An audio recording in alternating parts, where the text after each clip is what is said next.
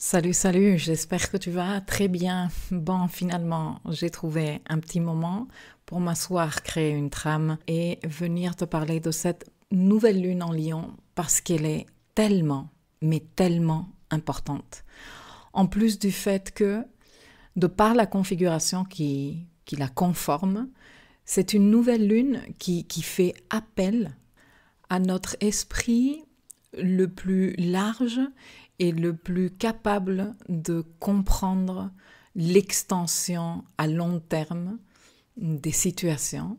Ce qui m'enchante parce que il y a comme cette tendance grandissante de type fast-food dans l'esprit de nombreuses personnes dans la société actuelle à vivre les choses à toute vitesse, en voulant sauter d'un truc à l'autre sans avoir même donné du temps à soi-même pour comprendre ce qui vient de se passer et pour se projeter dans une qualité supérieure de nous-mêmes dans l'avenir qui reste à venir.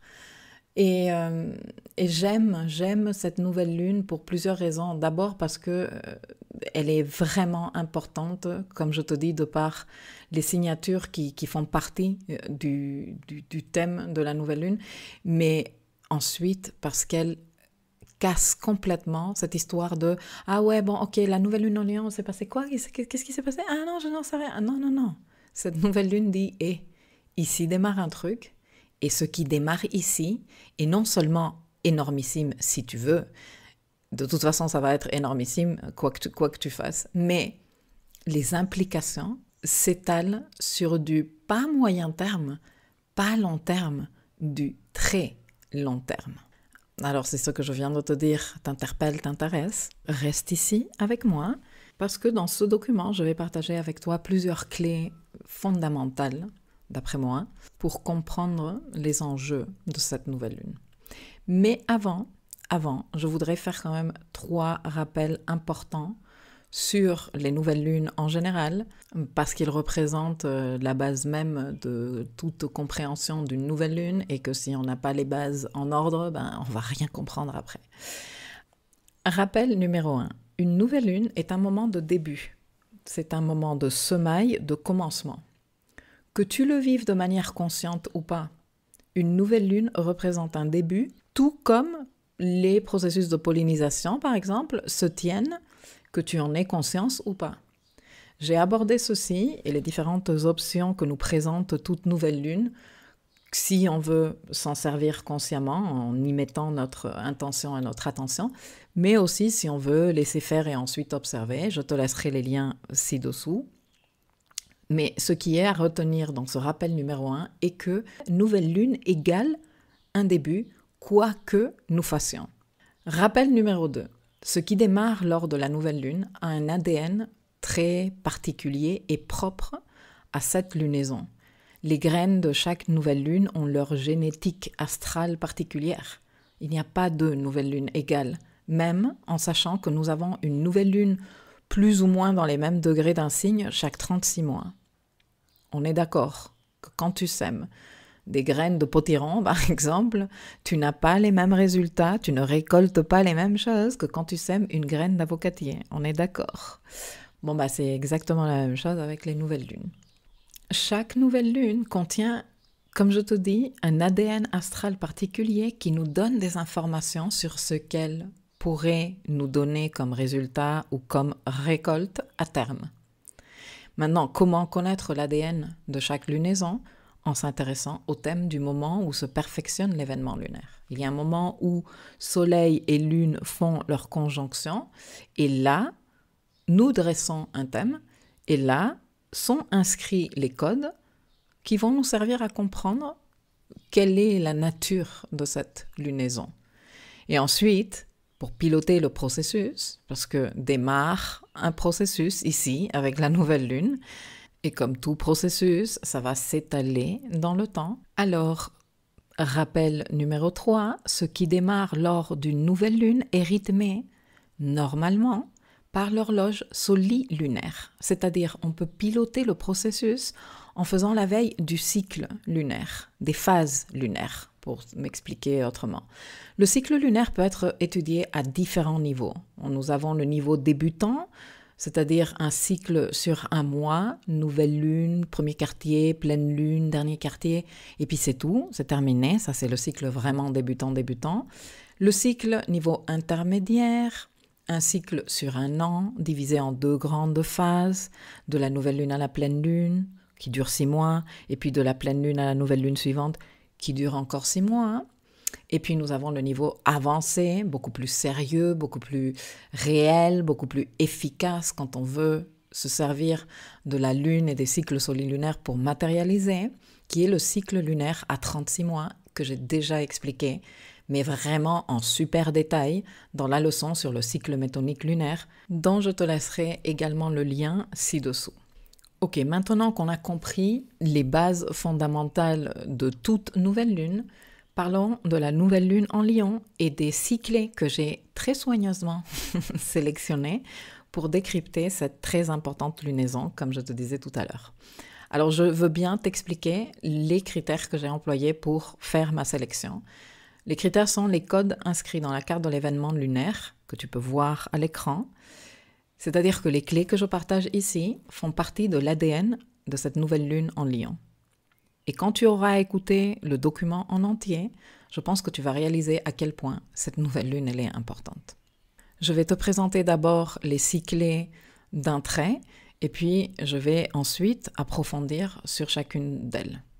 Clé numéro 1, parce que la plus importante à mon avis, la triple conjonction en taureau. Clé numéro 2, les carrés, principalement les carrés de Saturne, mais pas que, à l'axe nodal. Clé numéro 3, le grand carré de modalité fixe qui implique l'axe nodal également. C'est-à-dire que dans ce carré, il y a les nœuds lunaires impliqués. Clé numéro 4, c'est la nouvelle lune de la saison Lion, et donc elle met en avant les enjeux de l'axe Lion-Verseau. La nouvelle lune se tient en conjonction à l'astéroïde Cérès. Et clé numéro 6, la nouvelle lune se tient au trigone de Jupiter qui est stationnaire et de Chiron qui est rétrograde. Il va de soi que dans le thème que tu as à l'écran, il y a bien d'autres codes qui seraient à considérer. Mais ici, j'ai voulu faire une sélection très soignée des clés qui me paraissent vraiment importantes compte tenu du grand contexte astral 2022 et de tout ce que nous sommes en train de faire à un niveau collectif et individuel en ce moment sur Terre. Merveilleux. Alors commençons avec la clé numéro 1 qui est la triple conjonction en taureau, formée par Mars, nœud nord et Uranus, et les explosions, les incendies, les violences, les agitations, les marchés financiers en montagne russe, et tout ça. Je sais que toute l'info de type psycho-terreur astrologique vous paraît très anxiogène. Et je le sais, pas parce que je suis Madame Irma, mais parce que vous me le dites, vous me le partagez. Vous me contactez pour me poser des questions. Est-ce qu'il faut que je m'inquiète? Vous me posez très souvent comme question. Messieurs, mesdames, détendons-nous, s'il vous plaît. Arrêtons de consommer de l'information astrologique psycho-terrifiante. Genre, ça nous sert à quoi concrètement? Je pense que ça ne nous sert à strictement rien et plutôt ça nous égare, plutôt ça nous emmène dans des processus de réflexion ou plutôt d'errance intellectuelle qui ne nous intéressent pas du tout compte tenu de l'importance de cette nouvelle lune. Alors oui, je sais que la triple conjonction en taureau, que c'est rarissime, que c'est un truc énorme. Et je sais que certains de mes collègues publient ce genre d'informations et je me demande si ce n'est pas un peu aussi pour évacuer leur propre stress qu'ils font ça. Avoue quand même qu'il y a un petit plaisir maso, un peu pervers, tordu, d'aller consommer ce type de contenu. Parce qu'on fait ça. On fait ça fait partie de notre nature mentale, de cette histoire d'être préparé à toutes les situations qui pourraient nous mettre en grosse difficulté. Et donc, dès qu'on nous parle de potentiel danger, de attention, de gnaka, eh bien, nous partons un peu, toutes les alertes dans notre système nerveux se déclenchent.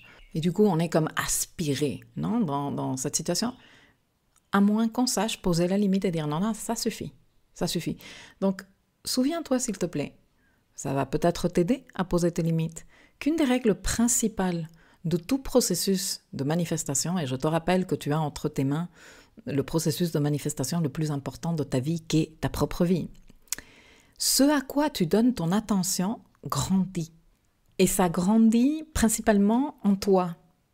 C'est-à-dire que si tu donnes ton attention aux problèmes, eh bien les problèmes grandissent en toi. Si tu donnes ton attention au drame, et le drame grandit en toi, ça commence à prendre beaucoup de place en toi. Si tu donnes constamment attention à ce que les autres sont en train de faire, eh bien la vie des autres prend beaucoup de place en toi. Mais si tu décides de donner ton attention à ton processus de création de ta vie, ton œuvre grandit. L'importance de ta création de ta vie grandit en toi, elle prend plus de place. Si tu décides de donner ton attention à ton bien-être émotionnel et psychique, ton bien-être grandit. Si tu donnes ton attention à ce qui te procure joie et satisfaction personnelle, ta joie et ta satisfaction personnelle grandissent, ton épanouissement grandit. Ça marche dans les deux sens. Alors, s'il vous plaît, arrêtons de continuer de donner notre attention aux guignols qui font semblant de diriger nos pays, à leurs actions et déclarations dans l'incohérence et le chaos complet, et à tous les perroquets qui continuent à propager leur propagande. Non, recentrons-nous sur ce qui est ici super important et prioritaire, qui est toi et la gestion que tu es en train de faire de ta vie. Là, ta vie, in real life, ton quotidien, ton projet de vie et ta personne. Et maintenant qu'on a un peu déchargé cette triple conjonction de tout le contenu anxiogène et inquiétant, regardons-la autrement, ok ? Et comprenons tout de suite qu'en effet, cette énergie est une énergie super forte. Elle l'est vraiment. Et que si elle se manifeste aussi visiblement et de façon aussi évidente, à travers les explosions, les incendies, les violences, les agitations et tout ce que je te disais au tout début, c'est principalement pour qu'on en prenne conscience. Pas de l'horreur d'après certains qui nous attend, mais du potentiel énergétique, s'il te plaît, je te le dis, et j'ai la chair de poule, du potentiel énergétique et de la force qui se met là, à ta disposition. Tout ce qui se manifeste dans la 3D te sert à dire « Waouh! Waouh! Tout ça est à ma disposition. » Alors, comment tu veux t'en servir? Qu'est-ce que tu fais avec tout ça? Qu'est-ce que tu fais? Ne décide pas tout de suite. Laisse-moi déjà terminer de faire mon exposé de capsule de nouvelle lune, et après donne-toi aussi le temps de dire ok, je vais ouvrir les yeux autour de moi pour prendre conscience de la force de cette énergie, parce qu'elle est là, et si elle est là et certains décident de l'exprimer comme de la violence et de l'agitation, et si elle est là et elle émerge à travers les pores de la terre comme des incendies et des explosions, etc., elle est là aussi pour que toi, tu la prennes, cette boule de feu métaphorique, et que tu dises « je fais quoi avec ça ?» Je ne vais pas m'étendre sur ce sujet ici dans cette capsule, parce que j'ai déjà abordé le sujet dans la timeline astrale de la semaine 30, je te laisserai le lien ci-dessous, et je compte publier une capsule où je vais parler de cette triple conjonction et des messages qui, d'après moi, elle vient nous livrer.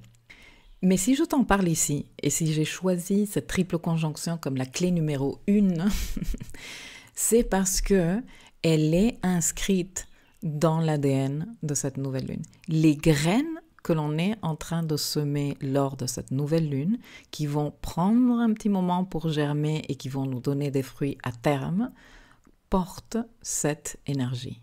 Just saying, comme on dit en anglais. Maintenant, il y a encore une dimension de cette triple conjonction et de son rapport avec la nouvelle lune en Lion qui me paraît super importante et que je veux en parler ici. Et c'est que le fait qu'elle soit inscrite dans la carte de la lunaison étend significativement les délais de répercussion des semailles de cette nouvelle lune. Alors pour les dates normales, dont je te parlais au tout début, à 1 mois, à 6 mois et 1 an et à 36 mois, je vais te les laisser, relaisser par écrit ci-dessous parce que je te les ai déjà laissés dans la timeline astrale en début de semaine. Maintenant, pour ce qui est des délais que cette triple conjonction vient rajouter, juste pour que tu te fasses une idée. Donc, nous avons ces 3 éléments en conjonction, Mars, Uranus et nœud nord. Ok. Si on prend les cycles Mars-Uranus et Mars-nœud nord, on est en train de parler d'un délai à 2 ans. Ok? Parce que les cycles de Mars sont d'environ 2 ans. Pour ce qui est des cycles Uranus-nœud nord, et si on se tient à ce qu'on observe depuis environ une centaine d'années ou 200 ans, on va dire qu'il dure une quinzaine d'années. Tu vois, ça commence à aller au-delà des 36 mois du cycle lunaire pour Moon astrologue avancé. On est d'accord? Mais attends, parce qu'ici, on a Mars, Uranus et le nœud nord. Les 3 ensemble. Je ne pourrais pas te dire quelle est la longueur du cycle Mars plus Uranus plus nœud nord. Ça demanderait énormément de travail de recherche que je n'ai pas fait. Mais je peux te dire plusieurs choses. Je suis allée fouiller dans mes éphémérides et j'ai regardé combien de fois Uranus et le nœud nord avaient fait conjonction en taureau, parce que la conjonction 2022 se tient en taureau. Et donc nous, astrologues, on aime bien savoir, tu vois, quand est-ce que c'était la dernière fois qu'ils ont fait ça. Bon, là je parle juste de Uranus et le nœud nord. Hein. Uranus et nœud nord en taureau entre l'an 500 avant Jésus-Christ, c'est-à-dire moins 500 à 2022, se sont vus 4 fois en tout, en taureau, 4 fois. Dans la dernière, en l'an 180. Je t'en avais parlé à un moment donné quand je t'annonçais que cette conjonction arrivait il y a peut-être plusieurs semaines ou plusieurs mois.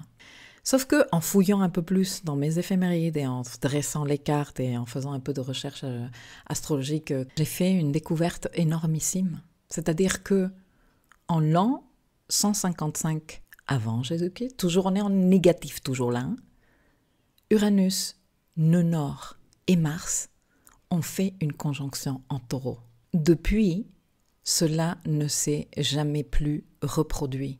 On n'a jamais eu ces 3-là en conjonction en taureau. Maintenant, en juillet 2022, nous avons la conjonction, triple conjonction en taureau de ces 3-là. Et cette conjonction fait partie du code ADN astral de cette nouvelle lune en Lion. Tu comprends? C'est énorme. C'est juste énorme.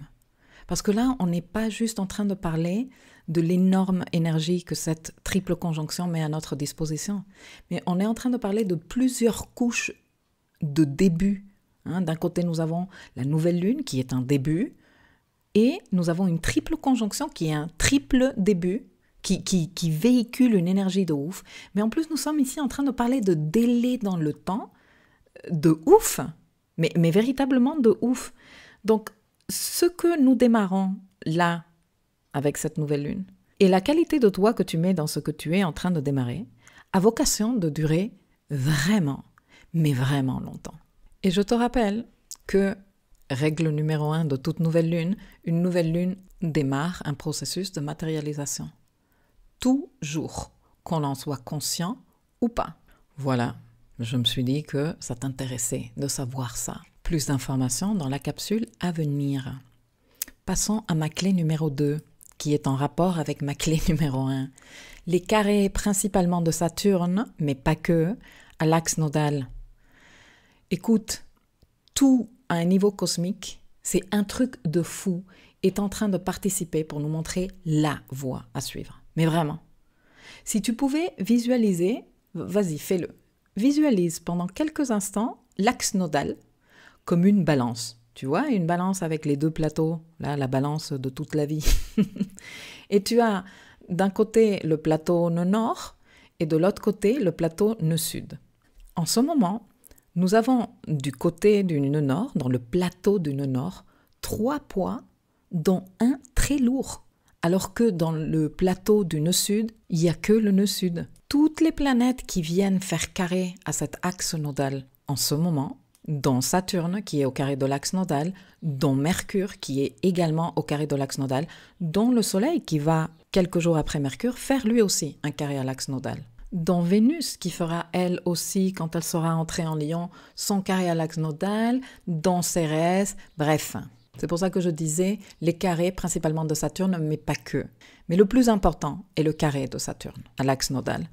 C'est celui qui marque le travail de fond qui s'étale sur toute l'année et qui a une importance énorme également dans tout ce que nous sommes en train de faire, aussi bien à un niveau individuel qu'à un niveau collectif. Sur ce carré Saturne à l'axe nodal, j'ai déjà fait une capsule que je te laisserai linker ici. Il y en a une autre beaucoup plus longue qui arrive. Il y a également une leçon où j'aborde, comme une leçon d'astrologie, les planètes au carré de l'axe nodal, qu'est-ce que ça veut dire, comment ça s'interprète, comment ça se décrypte, etc., pour que tu comprennes les tenants et les aboutissants de ce qui se joue en ce moment, parce que c'est très important vraiment. Alors comme ces publications dont je te parle ne sont pas encore publiées, elles arrivent, elles sont déjà programmées dans les jours qui suivent. Si tu es intéressé, je t'encourage et je t'invite à venir guetter le fil du blog, parce que tout ce que je publie, d'un côté comme de l'autre, sur YouTube, sur pas YouTube, sur l'espace éducatif ou autre, passe toujours par le fil du blog.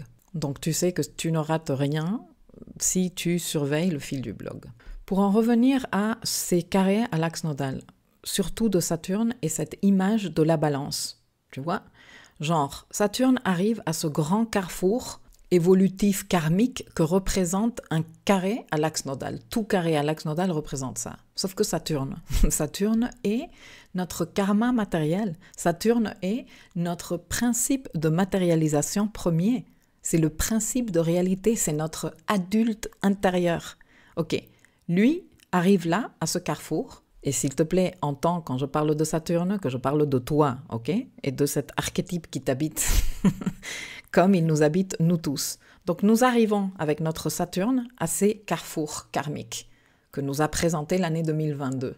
Et nous avons le choix parce que nous avons notre libre arbitre. Nous avons le droit de merder et de déconner, de prendre des mauvaises décisions, entre guillemets, parce que aucune décision n'est mauvaise. Et toute décision fait partie de notre processus d'expérience de vie et c'est très bien. C'est comme ça que l'on apprend. Mais donc, on arrive avec ce Saturne dans notre processus de matérialisation.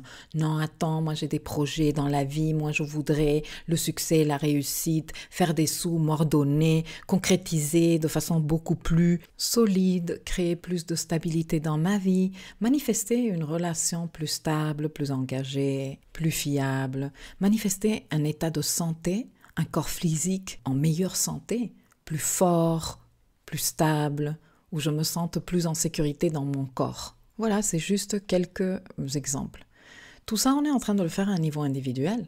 À un niveau collectif, on est en train de construire un nouveau modèle de société, définir de nouveaux paradigmes sociaux.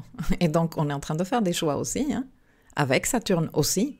Donc, on arrive avec ce Saturne à ce grand carrefour que représente son carré à l'axe nodal. Et on a le droit irrévocable à un niveau individuel et à un niveau collectif, d'exercer notre libre arbitre. Quelle direction prendre? Est-ce que je vais prendre à gauche ou est-ce que je vais prendre à droite? De quel côté je vais décider pour matérialiser ce que je veux matérialiser? Une santé plus forte, des finances plus stables, un métier plus costaud, plus solide, une relation plus fiable, une société plus juste, plus égalitaire, tout ça. Et ce Saturne, il est là, en train de réfléchir, en train de décider. L'année dernière, quand je commençais à parler de ces carrés à l'axe nodal et des choix cornéliens qu'ils représentent, c'est ma façon d'introduire les sujets comme ça, petit à petit. Je t'expliquais à quel point c'est des décisions difficiles à prendre, surtout quand on est en train de les prendre en conscience. Parce qu'il y a des fois où on se dit qu'on n'a pas le choix et on les prend en pas conscience du tout. Mais quand on est en train d'essayer de mettre de la conscience dans ses choix, on est là, mais attends, mais quelle est la bonne voie? Parce que le nœud sud nous attire avec beaucoup de force et que le nœud nord, qui est la voie de l'évolution, qui est vraiment le chemin à prendre, eh bien, il nous fait un peu peur. Il nous intéresse, tu vois, on est intrigué par le nœud nord, mais il nous fait peur, parce qu'on ne connaît rien du territoire nord. Tout ça est en jeu. Et donc, à ces moments où tu es là, en plein dilemme, dans le carrefour, et que tu es là, mais non, mais attends, je fais quoi? On est d'accord qu'on remercie toujours un petit coup de pouce cosmique? On est d'accord que tu dises, s'il vous plaît, donnez-moi un signe. Bon, tu veux plus de signes que 3 poids lourds du côté du plateau du nord? C'est comme si le cosmos entier était en train de nous dire « C'est par ici! C'est par ici! Non, non, ne regarde pas du côté du nord-sud! C'est par ici! » Voilà. En gros, c'est ça ce qui est en train de se passer. Et toute planète au carré de l'axe nodal d'ici le mois d'octobre 2022 va avoir le droit à cette super aide cosmique de « c'est par ici et pas par là ». Et écoute, je te le raconte en rigolant parce que voilà quoi, il faut faire un peu d'humour et savoir raconter ces choses avec un peu de légèreté, mais c'est tout sauf superficiel et bête ce que nous sommes en train de vivre. Ces carrés de Saturne à l'axe nodal sont très importants et très sérieux, à un niveau individuel et à un niveau collectif. Ça fait des millénaires que nous sommes programmés mentalement à croire qu'il y a dans cette humanité des castes supérieures et que le peuple, c'est-à-dire toi et moi, n'y faisons pas partie. À tour de rôle, on nous a vendu les dieux, d'abord, qui étaient plus forts que nous, et ensuite les rois, qui avaient un sang spécial, royal, qui leur était exclusivement propre, et en plus ils étaient désignés par le doigt de Dieu, là, et Dieu était un seul être, pour être à la tête du pays et gouverner sur tout le monde. Ensuite, les religions ont transformé des maîtres spirituels, des maîtres ascensionnés, et les ont transformés en icônes à idolâtrer. Et ces jours-ci, en ce moment, il y a la théorie grandissante dans les milieux conspirationnistes que l'ADN humain a été intervenu par des races intersidérales qui étaient supérieures à nous, etc., etc. Pour les moins conspirationnistes d'entre nous, il y a aussi tout ce discours de non, ceux qui sont à la tête des pays, des institutions, qui ont de grandes études et une intelligence et des compétences que jamais toi, petit être humain insignifiant, ne pourras avoir parce que eux appartiennent à une caste supérieure. Et en fait, nous ne nous rendons pas compte, mais c'est le même baratin servi avec une sauce différente, des frites à un moment donné, à d'autres moments de la purée de patates, mais en tout cas c'est le même baratin, un baratin de pacotille, parce que franchement, vu que tu vas me manipuler, fais un petit effort quand même, et mets un peu d'intelligence et de créativité à ton roman, non? Bref, ça fait des millénaires qu'on te dit qu'il y a des forts, qu'il y a des capables de faire des trucs incroyables, mais que c'est certainement pas toi. Que toi, d'ailleurs, c'est toi qui as la faute de tout ce qui se passe de méchant sur Terre, parce que tu pollues grave avec ton barbecue à bouffer de la viande, alors que tu devrais être en train de manger de la protéine synthétique, ou la dernière mode des insectes, par exemple. Et qu'on va tous mourir à cause de nous-mêmes, parce que on est le pire des virus sur Terre, sauf ceux qui sont supérieurs, sauf les castes supérieures. Eux, c'est pas des virus, eux. Non, eux, ils font de leur mieux pour nous sauver. Parce que nous, on est une bande d'incapables, irresponsables, sans aucune intelligence et vivant presque de façon parasitaire par rapport à eux qui ont fait « waouh, tellement de choses incroyables depuis qu'ils sont venus sur Terre ». Et nous, on gobe ça et on vit dans la montagne russe émotionnelle que les médias, surtout aujourd'hui, se donnent un plaisir fou à créer et à récréer. Continuer à encourager cette croyance et continuer à brainwasher les cerveaux. Basta, ça suffit, c'est des conneries, c'est une distraction et ça nous coûte très très cher. C'est vraiment très grave, ça nous distrait de ce qui est vraiment important. Ça nous mine le moral, ça nous dévalorise, ça nous distrait en plus et ça nous pompe nos ressources. Des ressources dont on a besoin, vraiment besoin, pour donner attention à ce qui est vraiment important. Et je sais que tu vas me poser la question, non mais attends, qu'est-ce qui est vraiment important? Je te le dis sans cesse, je ne fais que te le dire. C'est toi le plus important, ta souveraineté de toi, ton intégrité, ta cohérence, l'adulte intérieur qui vit en toi et qui doit maintenant assumer son émancipation, pour réussir l'énormissime et très difficile initiation que nous avons devant nous, là, devant nos nez, et qui, lorsque traversée, nous aura permis de dépasser des milliers d'années de karma, de conditionnement émotionnel, de tyrannie et de dévalorisation humaine. Je le laisse poser là, je te laisse réfléchir, je te laisse t'intéresser à toutes les capsules dont je t'ai parlé, qui sont complémentaires en information, parce que je ne peux pas t'expliquer les tenants et les aboutissants de tout en profondeur dans une seule capsule, sinon je ferai des capsules de 8 heures. Pour enchaîner avec ma clé numéro 3, Mercure entre dans cette dynamique déjà de carré à l'axe nodal. Et qu'est-ce qu'il fait, Mercure, dans tout ça? Eh bien, il nous permet d'en prendre conscience, tu vois, à un niveau mental et intellectuel. Et il fait d'ailleurs partie de l'ADN astral de la nouvelle lune parce qu'il vient participer à tout ça en terminant de fermer un grand carré de modalité fixe et en se mettant en opposition à Saturne. Clé numéro 3, le grand carré de modalité fixe. Mais ce grand carré, à différence d'autres grands carrés qu'on a eu il n'y a pas très longtemps, implique les nœuds lunaires. Les nœuds lunaires font partie de ce grand carré de modalité fixe. Un grand carré est une signature de très très haute tension, de beaucoup d'énergie à canaliser également. On appelle ça une figure très dynamique en astrologie. Les nœuds, en faisant partie de cette configuration, rajoutent la dimension karmique et évolutive qui fait de ce carré un carré très particulier par rapport, comme je te disais, à d'autres grands carrés fixes que nous avons eus dans les dernières années.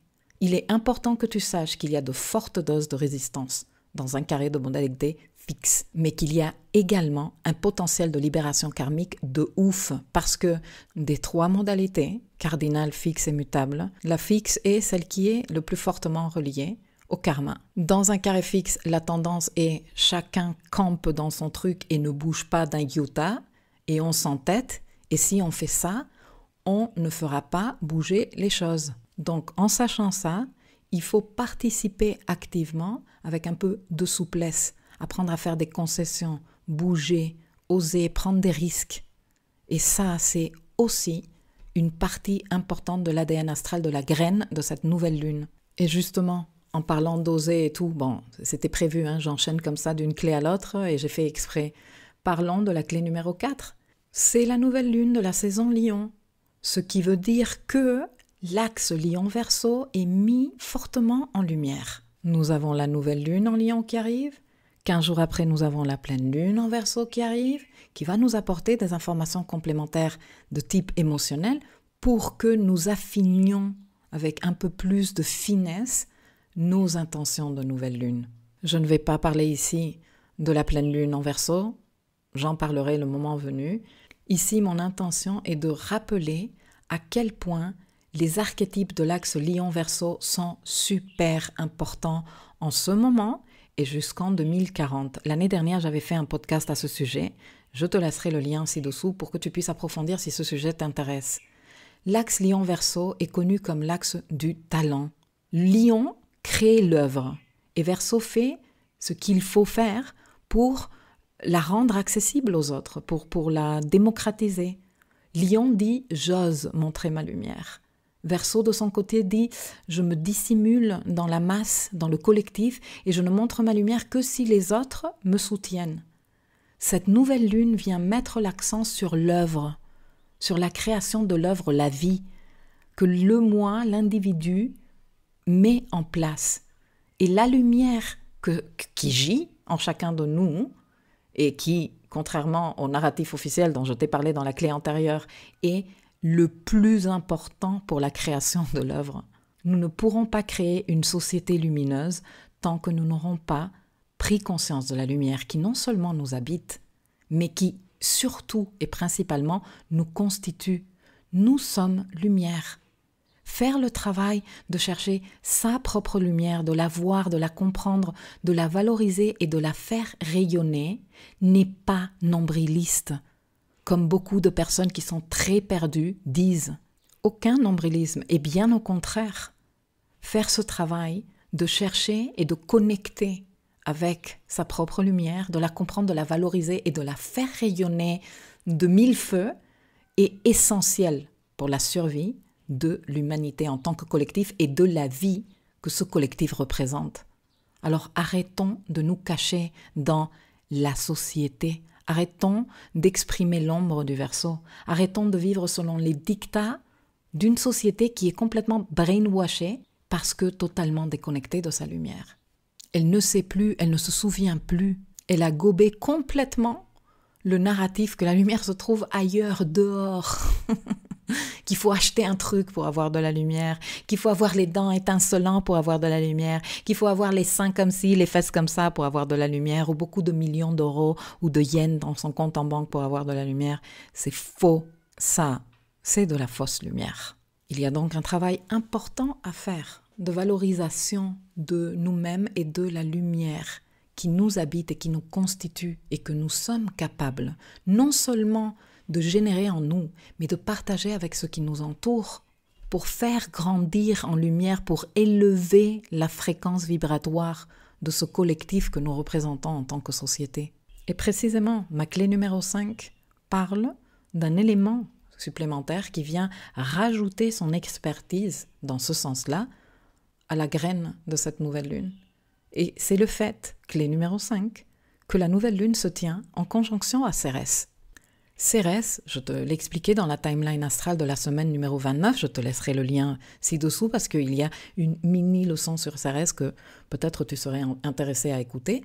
Elle est entrée quasiment en même temps que le soleil en Lion et donc elle fait partie de la configuration de nouvelle lune. Nous avons donc ici une experte en productivité créative, parce qu'elle est en Lion, sur place, qui vient agrémenter l'ADN astral de cette nouvelle lune, de son savoir-faire. Laisse-moi te raconter un tout petit peu de Cérès en Lion. Et si tu as ta Cérès natale en Lion comme moi, cette information t'intéresse. Mais même si tu n'as pas ta Cérès natale en Lion, écoute bien, parce que ceci fait aussi partie du code génétique de la graine de nouvelle lune en Lion. Cérès en Lion est une énergie nourricière du feu intérieur, de la créativité et du rayonnement personnel. Cérès en Lion éprouve un énorme plaisir à créer sans limite. Les personnes avec Cérès en Lion, nous sommes ultra créatives. Cérès en Lion sait très bien s'occuper des autres. C'est d'ailleurs une de ses expertises, donner attention aux autres et les élever. Mais pas les élever comme on entend élever un enfant, genre non. Élever comme exalter, élever comme célébrer, élever comme ennoblir l'autre. Tu comprends ? Cette énergie consiste à accorder de l'attention à quelque chose que nous voulons faire grandir. C'est une énergie d'attention, de dévouement, d'élévation des autres aussi et de mise à profit de notre capacité d'expression personnelle pour y parvenir.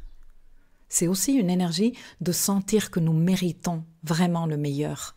Par contre, l'ombre de Cérès en Lion est liée à sa fierté et au fait qu'elle est têtue et qu'elle a du mal à faire des concessions. Il y a aussi donc ici un travail important, non seulement d'estime de soi et de confiance en nos talents et en nos capacités, mais de cultiver une certaine souplesse. Et justement, parlons de ça. Clé numéro 6.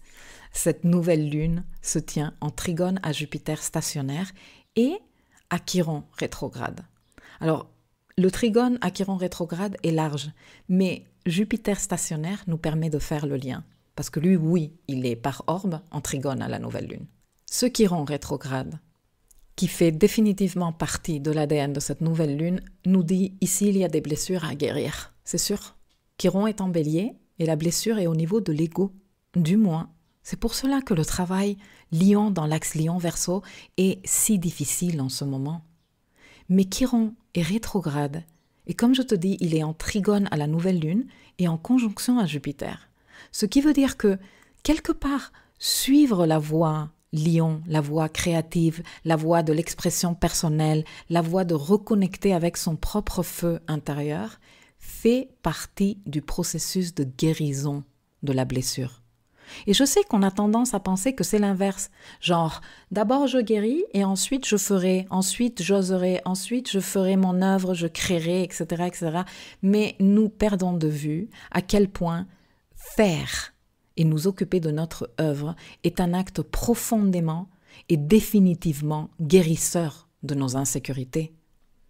Jupiter, stationnaire, donc très fort, en conjonction large à Chiron et en trigone à la nouvelle lune, vient nous indiquer que le potentiel de croissance et d'expansion pour chacun de nous avec cette nouvelle lune est juste époustouflant. Jupiter en Bélier a de grands projets pour l'archétype Bélier, qui vit en nous, et que je te résume ici en quelques mots. Bélier, esprit entreprenant. Bélier, faire ce que je veux faire. Bélier, le faire avec volonté, détermination et courage. Bélier dit, j'ai la volonté de faire et je fais. Et en faisant honneur à cette maxime, je me connais, je m'affirme, je me remplis de ressources personnelles, de force, de caractère, de cran, de décision et de fermeté pour exercer véritablement et authentiquement mon libre arbitre Bélier, Bélier et Bélier. Et nous avons Jupiter en Bélier au moment de cette nouvelle lune. Jupiter qui est la loupe cosmique. Tout ce qu'il touche, il le fait grandir. Et il est en Bélier. Qu'est-ce qu'on fait grandir là? La blessure? Non, j'arrive pas, non, c'est que c'est pas fait pour moi, non, c'est parce que il y a des gens forts et il y a moi. Ou quoi? Ou le courage, la détermination, la volonté et dire non, moi je suis pas venu ici pour vivre une vie de merde, pour me cacher de tout, avoir peur de tout et penser qu'on va tous mourir une seconde après l'autre. Parce que de toute façon, c'est vrai, on va tous mourir. Ça, c'est une vérité vraie de la vie. Mais entre-temps, on fait quoi?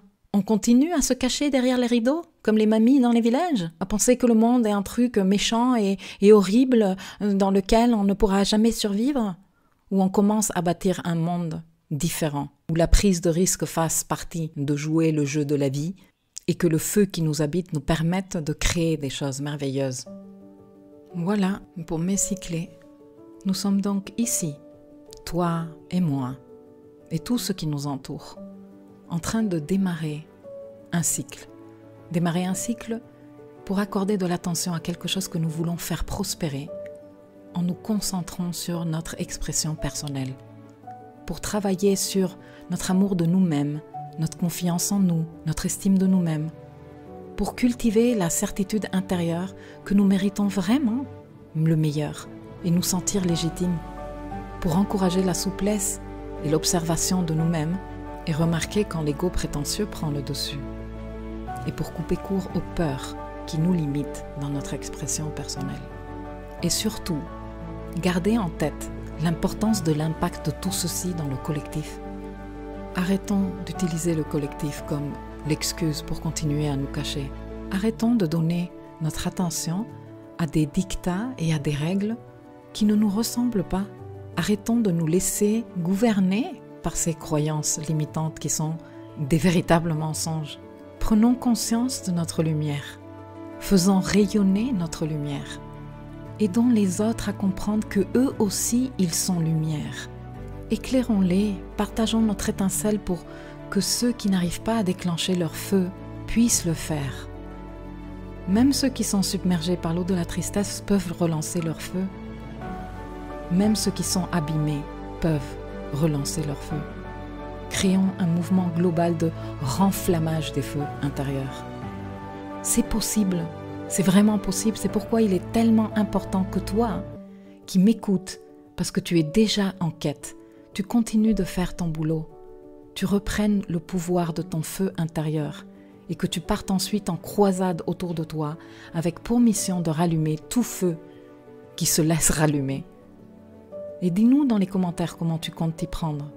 Partage-nous tes idées, inspire-nous.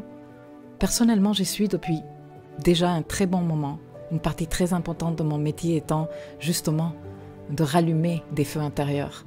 Mais je l'ai fait également par le passé quand mon métier n'était pas d'accompagner des individus. Je le faisais avec mes clients, avec mes équipes de travail.